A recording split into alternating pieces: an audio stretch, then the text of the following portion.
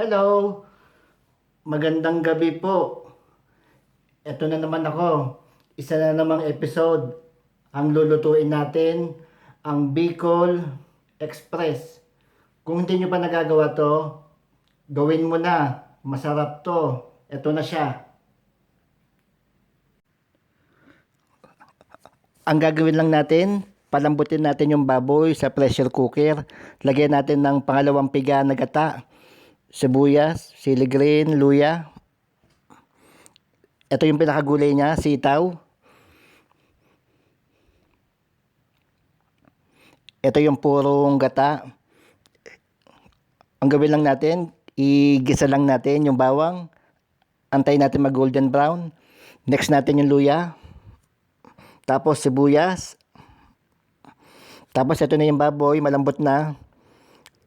Gawin lang natin golden brown yung baboy. Prito natin sa konting mantika. Tapos ilagay natin itong purong gata. Paglangisin lang natin yung gata. Kailangan maglangis to. Lutuin lang natin mabuti yung gata. Tapos, ito na yung bagoong. Lagyan natin ng bagoong. Yung bagoong na gamit ko dito, luto na to.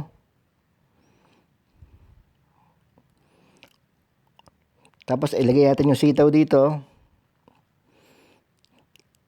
Tapos, lagyan lang natin ng cubes. Hindi mo maalat yung bagoong. Kahit mag-cubes tayo dito, pwede. Tapos, lagay natin yung sili green. Yan, medyo naluluto na yung gata dito. Lutuin lang natin yung gata para maglangis. Yan na ang ating Bicol Express.